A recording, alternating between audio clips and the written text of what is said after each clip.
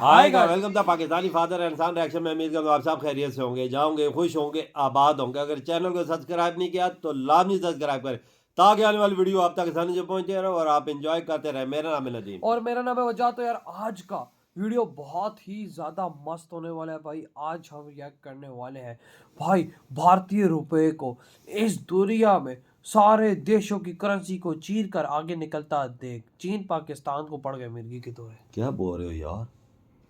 हाँ सच दुनिया की करेंसी को चीरता हुआ आगे निकल रहा है। वाच करेंगे तभी पता लगेगा अगर किस तरह से निकल पाकिस्तानी करेंसी तो उसके आगे बहुत फेंकी। हेलो भाई लोग, मैं हूँ फैक्ट भाई। और क्या आप जानते थे जहाँ यूएसए में सिर्फ पहुँचने के लिए आपको पूरे 50,000 का फटका लग जाता है, वहीं अगर आप कंबोडिया घूमने जाओगे और आपकी जेब में सिर्फ 3,000 रूपए पड़े हैं तो भी आप आराम से वहाँ का मजा ले सकते हो। जी हाँ, पर ये ऐसा अकेला सस्ता देश नहीं है, क्योंकि आप मानोगे नहीं कि अगर आप भारत का 200 का नोट वेनेजुएला में लेकर चले गए ना तो आपको रिटर्न में पूरे 12 लाख वेनेजुएलन बॉलीवुड मिलेंगे। यानी भारत का रोडपति वेनेजुएला का करोड़पति।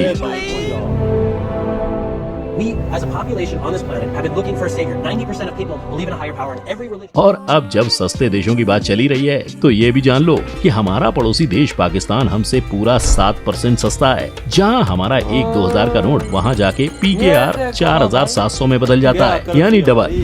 25 दिन में पैसा डबल। 25 दिन में पैसा डबल। ये स्कीम किसी एरे गहरे नट्टू गहरे के लिए नहीं है। इसके लिए बड़ी ऊंची पहचान चाहिए, ऊंची पहुंच चाहिए। तो आखिर एग्जैक्टली कितना रिच होगा एक भारतीय अगर वो इन कंट्रीज में पहुंच जाए? हम यही बात जानने जा रहे हैं in our today's video title 5 countries where Indians will feel rich. Number 1, Venezuela.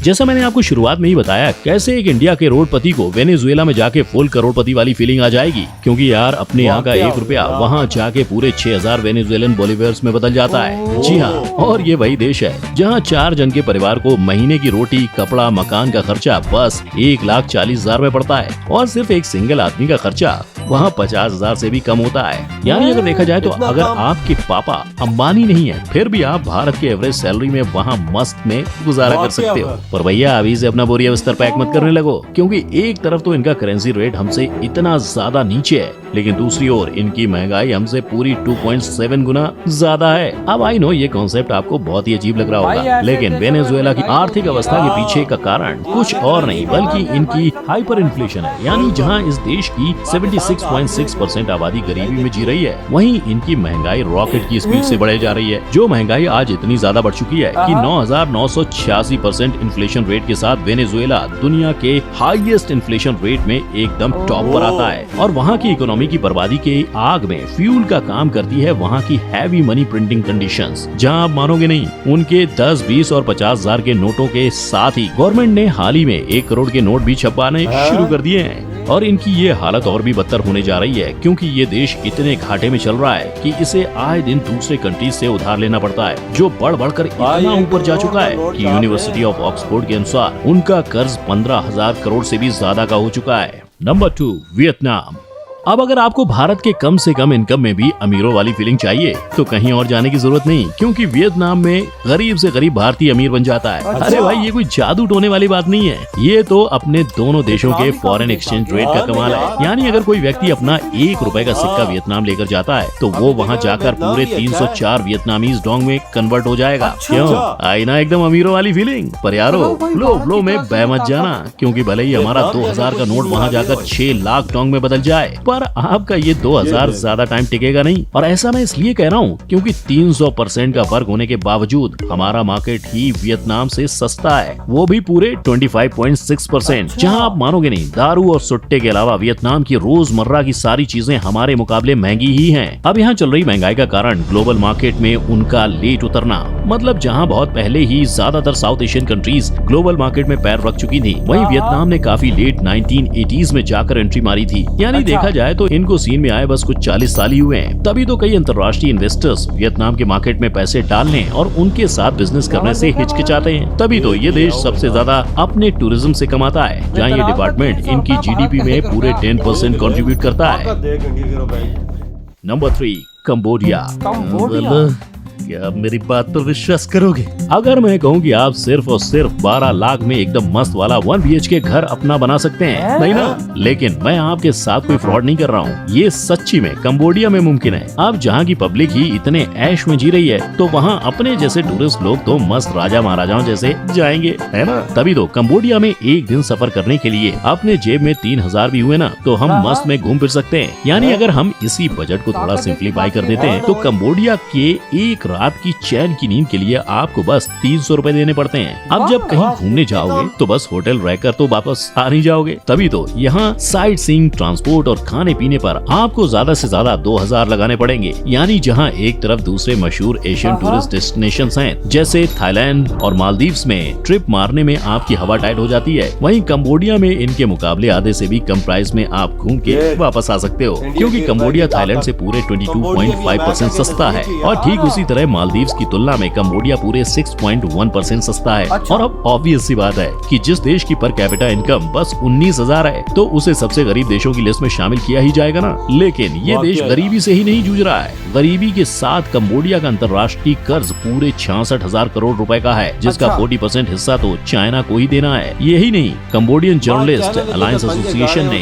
ये तक अंदाजा लगाकर रखा है कि इस साल के अंत तक यही कर्ज 74,000 करोड़ तक पहुंच सकता है। नंबर 4, नेपाल। दर्शकों, क्या आपके बैंक अकाउंट में बस 1000 रुपए बचे हैं, लेकिन आपको फिर भी कहीं अब्रोड ट्रिप मारना है, तो भाई ये भी 101% पॉसिबल है। यहाँ वहाँ देखने की जरूरत नहीं है। अपने पड़ोसी देश नेपाल में दिन का खर्चा इतना ही आता है, और ये इसलिए मुमकिन है क्योंकि हमारा 1 रुपया बॉर्डर क्रॉस करके 1.60 नेपालीज रूपी में कन्वर्ट हो जाता है। आई नो, दोनों ही देशों की करेंसी में कोई दिल दहला देने वाला फर्क नहीं है, पर ऐसा इसलिए है क्योंकि हम देखने चाहें तो अपना 1000 रुपया वहाँ जाकर बढ़कर बस 600 रुपयों से बढ़ेगा। लेकिन अगर कोई भारतीय वहाँ घूमने चला जाए तो उसके लिए ये ट्रिप काफी सस्ते में निपट सकती है, क्योंकि वहाँ आप इजिली 500 रुपए में मस्त वाले होटल में रात गुजार सकते हो। और क्योंकि ये बिल्कुल हमारी बगल वाली कंट्री ही है, तो फ्लाइट का आने जाने का खर्चा भी सिर्फ 20,000 तक जितना है। पर फिर भी अगर ये ज्यादा लग रहा है तो कोई बात नहीं, इंडिया से नेपाल की बसेस भी जाती हैं, जो आपको बस 1000 से 2000 में वहाँ पहुँचा देंगी। वैसे यही नहीं, अगर आपको कभी अचानक भी नेपाल घूमने का मन कर जाए तो आप ये भी कर सकते हो, क्योंकि दूसरे देशों की तरह यहाँ भारतीयों को वीजा की जरूरत नहीं पड़ती। अब वैसे तो ये देश हम जैसे टूरिस्ट को खुश रखना बहुत अच्छे से जानता है, पर जब अपनी खुद की बारी आती है तब आज भी नेपाल की आबादी के पूरे 25% लोग गरीबी में जी रहे हैं, जिसके चलते नेपाल आज भी दुनिया के गरीब देशों में से एक माना जाता है। पर यही नहीं, नेपाल की क्वालिटी ऑफ लाइफ भी कुछ खास अच्छी नहीं है। 2011 में ग्लोबल हंगर इंडेक्स की रिपोर्ट में उनकी पोजीशन 54 थी, और यही सारे कारणों के चलते नेपाल का नेशनल डेब्ट 2020 में पूरे 1 लाख करोड़ से भी ज्यादा आया था। नंबर 5, पाकिस्तान। आखिर में आते हैं हम पाकिस्तान पे, जहाँ जाकर बापू का काम डायरेक्ट डबल हो जाता है। जी हाँ, और ये इसलिए मुमकिन है क्योंकि पाकिस्तान की इकोनॉमी हमसे पूरे 7% नीचे है, जिसके चलते एक भारतीय को बॉर्डर के उस पार बिल्कुल नवाबों वाली फीलिंग आएगी। क्योंकि हम अगर इनके रोज के खर्चों पर नजर घुमाएंगे, यहाँ की पब्लिक रेस्टोरेंट में जाकर भर पेट ठूंसने के बाद भी इंडिया के मुकाबले 5.4% कम खर्च करती है। यही नहीं, जब बात आती है घर पर इन्वेस्ट करने की, तब पाकिस्तान से बेहतर शायद कोई देश होगा जहां आप घर लेना चाहोगे, क्योंकि आप मानोगे नहीं, वहां 1 स्क्वायर फीट का भाव आज के दिन में बस 5,772 है। और सिर्फ यही नहीं, पाकिस्तान में अगर घर भाड़े पर भी लेना हो तो भी आपको चिंता करने की जरूरत नहीं है, क्योंकि पाकिस्तान के रेंट प्राइस इंडिया से पूरे 26.9% सस्ते हैं। और उसके साथ ही हमारे पड़ोसियों को रोजमर्रा की चीजें लेने के लिए भी ज्यादा पापड़ नहीं बेलने पड़ते हैं, क्योंकि उनके यहाँ डीमार्ट और बिग बाजार का बिल हमसे पूरा 32.6% कम आता है, जिसकी वजह से गो बैंकिंग रेट्स कंपनी के सर्वे के अनुसार पाकिस्तान दुनिया का सबसे सस्ता देश के लिस्ट में नंबर 1 की पोजीशन में आया था। यानी हम चाहें तो पाकिस्तान जाकर एकदम ऐश की जिंदगी जी सकते हैं, पर अब वहाँ जाना कितना समझदारी का काम होगा, ये तो भाई आप ही जानो। तो अब आप इन सारे देशों की करेंसी को इंडिया के साथ कंपेयर करके देखो तो भले ही दोनों देशों में अपना पलड़ा भारी नजर आता है, पर रियलिटी में सामने वाले देश के मुकाबले हमारा खर्चा फिर भी बहुत ज्यादा कम है। तो आज की हमारी लिस्ट में आप कौन से चीप देश में अपने भारतीय नोट को खर्च करके नॉर्मल से ज्यादा अमीर फील करना चाहोगे?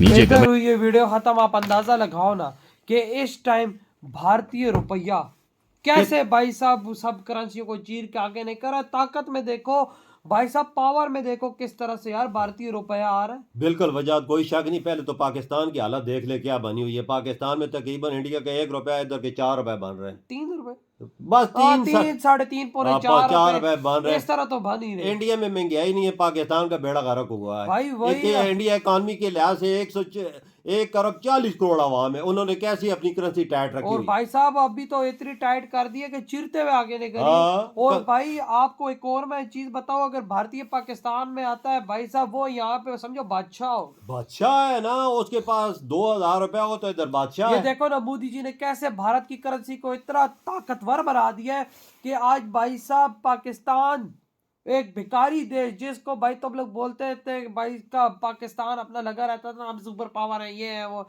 आज उसकी हालत इतनी टाइट हो गई है कि भाई साहब करेंसी बिल्कुल हमारी यार हम default तो कर 25 चुकी है। करोड़ है ना, हमारा तो रुपया इंडिया से भारी होना चाहिए था। लेकिन आज वीक है। वीक उधर देखो भाई साहब और देशों की बात कंबोडिया का देख ले, कंबोडिया जैसा देश हो यार जो अमेरिका के नजदीक है, उसकी हालत क्या वो है। भाई साहब भारत की उधर करेंसी क्या चला- है, फीका है। हाँ, उधर नेपाल फीका। उधर भाई- चला जा तो तू बादशाह की फीलिंग महसूस करेगा कि बादशाह बन क्योंकि जाएगा। भाई भारत के पैसे में ताकत आ ताकत। चुकी है ना इस टाइम, तभी तो भारत का पैसा दिन ब दिन स्ट्रांग हो रहा है। बिल्कुल। नेपाल का देख ले क्या हाल है, उसकी आबादी भी कम है बहुत, भाई साहब, पाकिस्तान से भी कम है वही उसकी। ना, भारत का 1000 रुपए उधर का 1600 रुपया, देख और ले। वहां पे चीजें भी सस्ती हैं सस्ती है। उस लिहाज से। देखा जाए तो इंडिया का रुपया वाकई पूरी दुनिया को चीरते तो आगे जा रहा है, वही ना वजह भाई। स्ट्रांग होता जा रहा है। वही ना वो यार पहले तो ये अंदाजा लगा इंडिया के $1 है अमेरिका, उसके 83 82 बन रहे हैं, हमारे 280 बन रहे हैं। 80 रुपए भारत के और हमारे उन्होंने 280। अपनी इकोनॉमी कितनी स्ट्रांग रखी हुई भाई है, और ना- तब भी तो उनका रुपया तकड़ा है ना, वही पूरे ना, देशों में तभी काम तो कर रहा है। आज दुनिया के अंदर भारतीय रुपए की एक अलग पहचान हो रही है। बिल्कुल। भाई कहाँ भारत का 1 रुपया, कहाँ और देशों के 300 रुपए, आप ऐसे- भाई साहब